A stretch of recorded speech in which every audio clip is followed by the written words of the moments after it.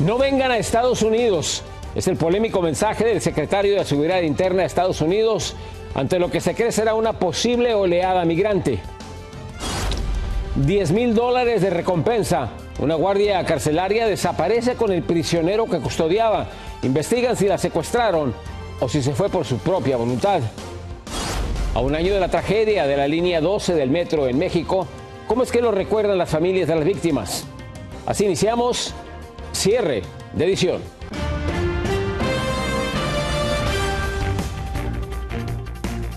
Muy buenas noches, bienvenidos a Cierre de Edición, mil gracias por su sintonía. Les informa José Armando Ronzat. Iniciamos con lo que se está convirtiendo en la noticia del día. La filtración de un documento que indicaría que la Suprema Corte de Justicia de Estados Unidos anularía el derecho al voto. Esto al aborto, esto de acuerdo a un documento en borrador del magistrado Samuel Alito que reflejaría la opinión de la mayoría de los magistrados y que fue obtenida por el medio especializado Político. El borrador plantea la anulación del aborto, la decisión del caso conocido como Roe versus Wade, que garantizaba la protección constitucional de los derechos al aborto. Lo que se sabe es esto, que este documento circuló posiblemente en los primeros días de febrero. Sin embargo, aún no hay una opinión final sobre lo que podría ocurrir. Es decir, los votos y la interpretación aún podrían cambiar. Pese a todo esto, algunos expertos interpretan este documento como una guía sobre la decisión que tomará la Corte Suprema sobre la anulación del aborto. Y otra noticia que acapara la atención es la advertencia del secretario de Seguridad Interna, Alejandro Mayorkas, para los inmigrantes. Les envió un mensaje diciéndoles lo siguiente, y cito, que no vengan a Estados Unidos. Palabras que no cayeron bien entre los activistas. En Washington, Alfredo Miranda nos tiene las reacciones. En momentos en que la administración Biden planifica la eliminación del Título 42 y prepara la logística para una ola de inmigrantes en la frontera, el secretario de Seguridad Interna envió un controversial mensaje. No vengan, porque nuestras fronteras no están abiertas. Lo que sucede ahora es que las personas o son expulsadas bajo el Título 42 o son ubicadas en procedimientos de inmigración para ser removidas.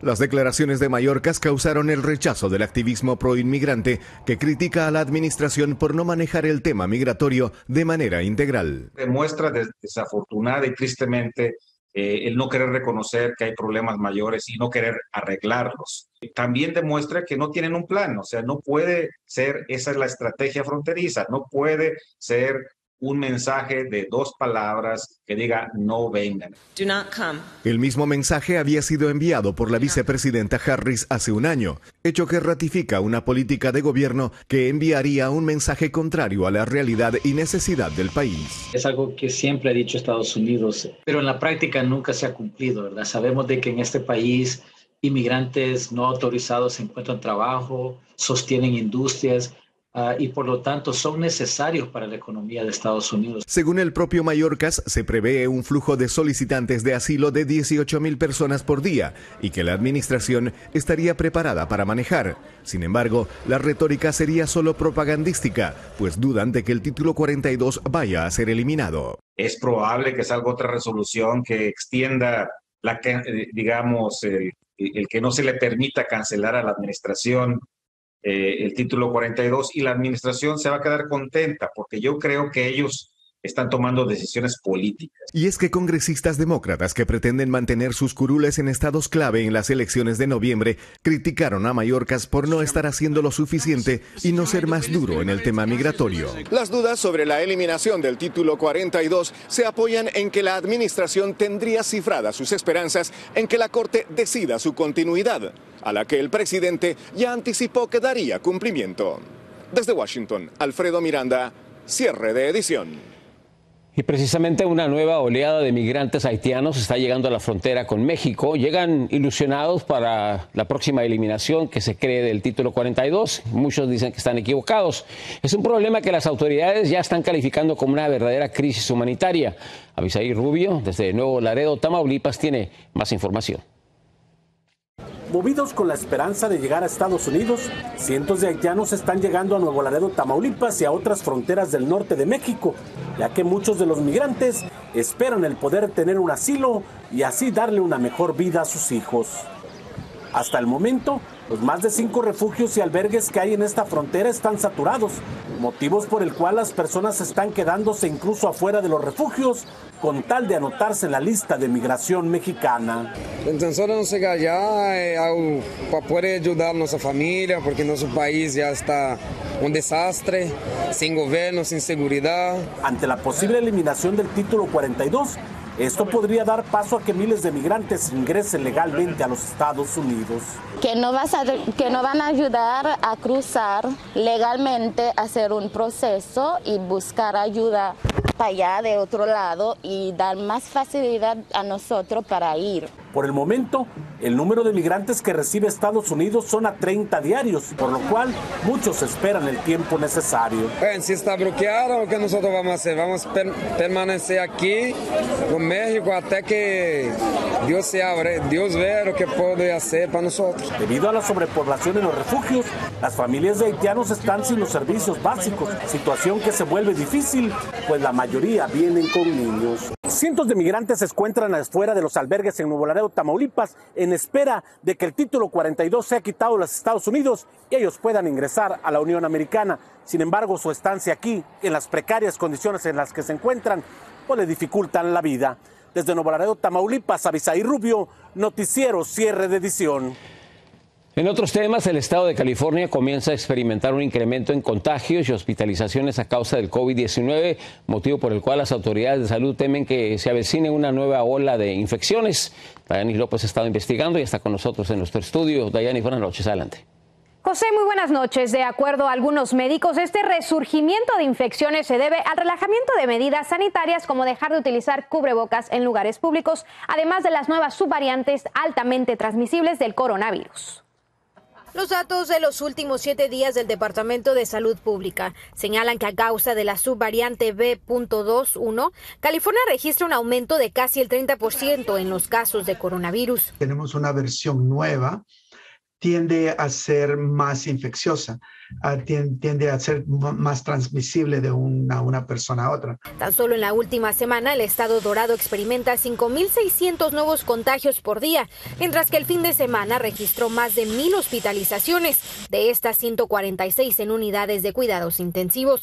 Hemos relajado más y más el uso de mascarillas, el uso de distancias sociales. Entonces, cuando combinamos las medidas que sabemos que se sirven para evitar la transmisión, están más relajadas, hay una variante más contagiosa. Y son más de 10 condados que reviven el temor de una posible nueva ola de infecciones, por lo que residentes del condado angelino continúan tomando sus precauciones. Yo siempre me sigo protegiendo hay muchas personas que andan sin cubrirse.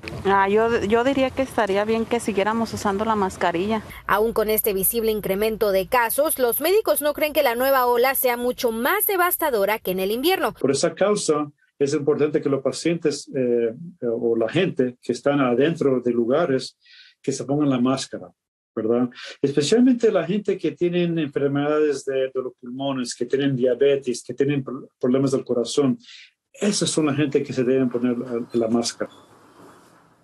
José, por ahora es incierto si tanto el Departamento de Salud Pública angelino como el del Estado de California implementarán nuevamente el uso universal obligatorio de la mascarilla. Sin embargo, los funcionarios de salud advierten que están preparados en caso de que los contagios incrementen. Muy buenas noches, regreso contigo. Buenas noches, muchas gracias, Dayanis.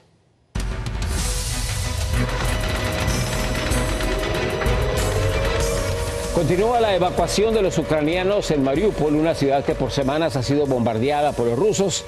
Las autoridades confían que miles de residentes podrán huir de la devastada ciudad en la que vivían casi 500,000 de personas antes de la guerra. Los residentes desalojados están siendo llevados a Zaporizhia. Uno de ellos dijo, y cito, "No puedo creer que sobrevivimos". Y otra de las ciudades ucranianas bajo ataque es la ciudad de Lviv. Quienes no pudieron escapar narran las experiencias de vivir día a día con la amenaza de ser víctimas de un ataque. Nuestro corresponsal en Ucrania, Edgar Camargo, tiene los testimonios.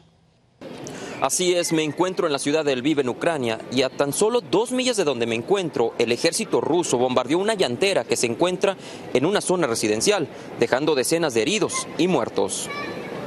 Lviv, la ciudad de los leones en Ucrania, fue blanco de ataques con misiles por el ejército ruso y parte de los objetivos fue esta llantera que se encuentra justo al lado de las vías del tren, que fue destrozada por 2 misiles y dejó a 7 personas sin vida, a 11 más lesionados y entre ellos un menor de edad.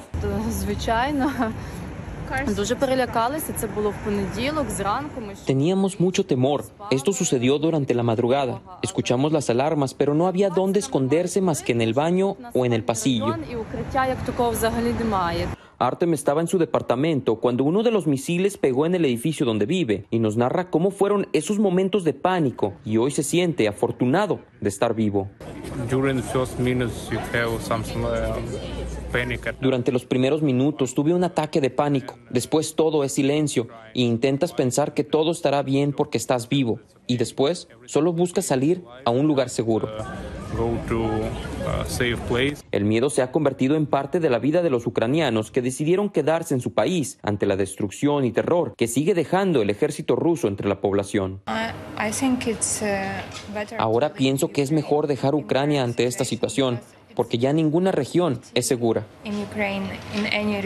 Los ciudadanos ucranianos no pierden la esperanza de que pronto concluirá esta guerra, que continúa cobrando la vida de inocentes civiles con una crueldad sin límites. El ambiente por ahora se siente tranquilo, pero la gente no baja la guardia ante la posibilidad de ser atacados nuevamente. Reportando desde Lviv, en Ucrania, para Cierre de Edición, Edgar Camargo. Una breve pausa y regresamos con más a Cierre de Edición. Ataques, asaltos y asesinatos, el crimen fuera de control en la Gran Manzana. Tenemos las impresionantes imágenes de un tornado que arrasa con todo, hay muertos y hay heridos.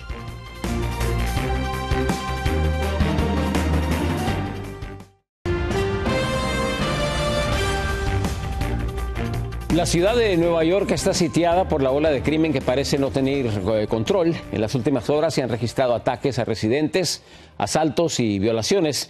Es una situación que obliga a la gente a buscar lugares menos violentos para vivir. Ángela González, desde la Gran Manzana, con los detalles. El crimen no cesa en Nueva York. En tan solo la última semana, este hombre golpeó en el abdomen a una mujer asiática de 68 años a plena luz del día. A esta empleada, este hombre le robó a la fuerza su celular y audífonos. Este hombre de aproximadamente 30 años es buscado por disparar en una zona residencial y este otro por estrangular, violar y robar a una mujer adentro de un complejo de viviendas públicas. Y este grupo de hombres por cometer robos con cuchillo en múltiples negocios. Los residentes de la Gran Manzana viven entre el miedo y la ansiedad. Ahora mismo, inclusive allá en la esquina venía mirando para atrás porque hay gente que... Yo creo que hay gente más enferma de salud mental afuera que a donde deben de estar. Y sí, me da miedo y tengo que andar mirando de un lado para el otro y a veces no contesto el teléfono porque me da miedo de que alguien me pegue el manotazo.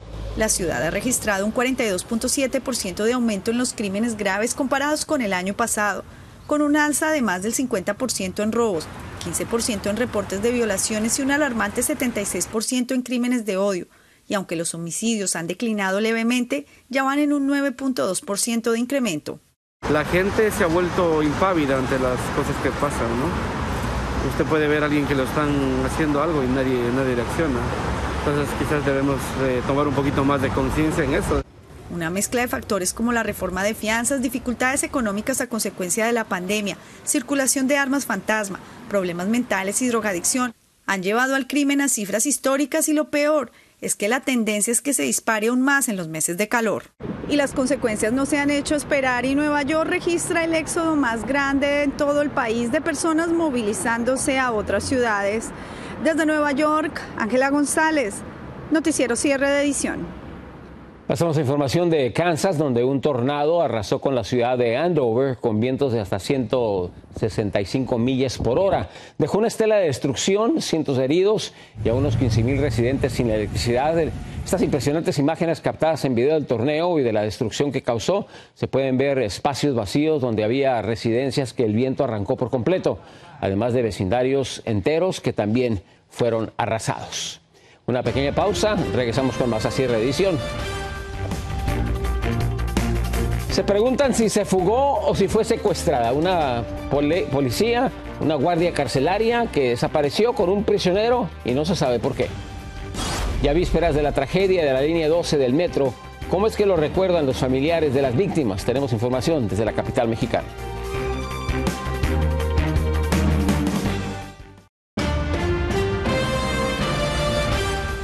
Continúa la búsqueda de una oficial carcelaria y el preso que supuestamente custodiaba lo llevó para una visita médica y ambos desaparecieron sin dejar rastro alguna. Ahora están ofreciendo una recompensa por ambos. María Teresa Sarabia nos tiene más detalles. En Alabama, las autoridades intensificaron la búsqueda de Vicky White, una oficial de correccionales que desapareció desde el pasado viernes con Casey White, un preso acusado de asesinato. Y hoy emitieron una orden de arresto en contra de ella. La mujer, quien es subdirectora de correccionales en el condado de Lauderdale, podría enfrentar cargos por permitir o facilitar una fuga en primer grado, informó el sheriff del condado, Rick Singleton, quien aclaró que los prófugos no son familiares a pesar de llevar el mismo apellido. El Servicio de Marshals de Estados Unidos también ofreció hoy una recompensa de $10,000 por información que conduzca a la captura de ambos. Según informes, el pasado viernes la funcionaria se presentó en la cárcel solicitando sacar al interno porque dijo tenía que trasladarlo a la corte para que le practicaran una evaluación mental. En lugar de eso, ambos se dirigieron en una patrulla directamente a un centro comercial donde abandonaron el vehículo. En el 2019, Casey White, quien tiene 38 años, fue sentenciado a 75 años de prisión por una serie de crímenes que incluyeron secuestro, intento de asesinato y robo. El sheriff de Lauderdale dijo que en el 2020 se descubrió que Casey planeaba apoderarse de un rehén para escapar de la cárcel, por lo que se le asignaron 2 oficiales bajo juramento que debían estar con él todo el tiempo, incluyendo cuando fuera transportado a una corte. Pero Vicky White, con la autoridad que tenía en su cargo, era quien coordinaba todos los traslados desde el centro de detención al tribunal y conocía el protocolo de los oficiales que tenían al acompañar al preso a toda hora, pero presuntamente lo ignoró para desaparecer con él. María Teresa Sarabia, cierre de edición. Nazón Joaquín García sí va a ir a juicio. Él es el líder de la Iglesia de la Luz del Mundo. Tendrá que enfrentar a la justicia el próximo 6 de junio, a pesar de los esfuerzos de sus abogados por detener el proceso, y lo han tratado de hacer con múltiples apelaciones. Va a enfrentar cargos por abuso sexual de menores, violación, pornografía infantil y tráfico sexual. Sus defensores temen que si es encontrado culpable, posiblemente vaya a recibir cadena perpetua. Mañana se cumple un año de la tragedia de la línea 12 del metro en la Ciudad de México. Familiares de las víctimas no logran superar la pérdida de sus seres queridos y dicen cómo han vivido todos estos meses. Víctor Blázquez con las reacciones. En México hay heridas que no sanan. Una de ellas es el colapso de la línea 12 del metro que dejó 26 muertos y casi un centenar de heridos. A un día de que se cumple un año de la tragedia, familiares de las víctimas aún no encuentran consuelo y en muchos de los casos tampoco apoyo de las autoridades. A doña Lucía la vida le cambió para siempre. Perdió lo que más amaba. Porque a pesar de las ayudas, que dinero y lo que sea, la ausencia de él siempre va a estar presente. Y así me den millones, mi hijo nunca va a regresar. Mientras, la familia de Angélica, lo único que esperan es algo que parece no llegar, poder rehacer sus vidas. Por ejemplo, don Amadeo ahora cumple años. La ausencia de su compañera de vida lo deprime porque se acuerda que era ella quien solía llevarle cada año su pastel para festejar. No nos queda otra más que echarle muchas ganas y pedirle a Dios que nos dé fuerza y salud para seguir adelante. Son historias que desgarran el alma. Personas que un día salieron a trabajar y ya no volvieron. ¿Qué cantidad le pones a un hijo tuyo? O sea, yo como mamá pues no tiene precio mi hijo. Ellos pusieron un precio. Entonces ese dinero a ella se le dio, pero con ese dinero no recuperamos nada. Mientras, para decenas de familias que aún le lloran a sus seres queridos, ni la justicia podrá devolverles la felicidad a sus vidas. Sí, que se podría investigar todo, pero ¿para qué? La vida de los que fallecidos ya nunca va a regresar. En este lugar aún queda el recuerdo de aquel trágico 3 de mayo, en el que no solamente se cayó parte de la línea 12 del metro, sino también se derrumbaron los sueños y las vidas de centenares de familias. En Ciudad de México, Víctor Blázquez, cierre de edición. Presuntos narcos del cártel del Golfo mataron a una mujer policía de 21 años de edad e hirieron a otra. Esto ocurrió en la frontera de México con Estados Unidos. Al parecer, el ataque podría estar relacionado con migrantes centroamericanos, ya que al escapar, los sicarios abandonaron una camioneta con un secuestrado, quien confesó dedicarse al tráfico de personas.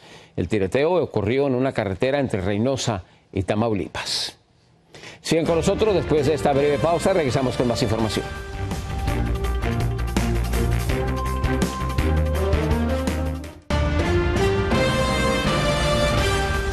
Los hoteles del futuro tendrán vista al planeta Tierra y al resto del sistema solar. Ya existen planes para los primeros hoteles espaciales. Se tratan de 2 estaciones. La primera, que se llamará Pioneer, albergará 28 huéspedes para el año 2025, mientras que la otra estación, Voyager, tendrá capacidad para 400 personas y estará lista para el año 2027. Los precios de las habitaciones aún no han sido dados a conocer. Muchísimas gracias por acompañarnos. En nombre de todo el equipo de Cierre de Edición, esperamos contar con su sintonía el día de mañana. Muy buenas noches. Yo soy José Armando Ronstadt.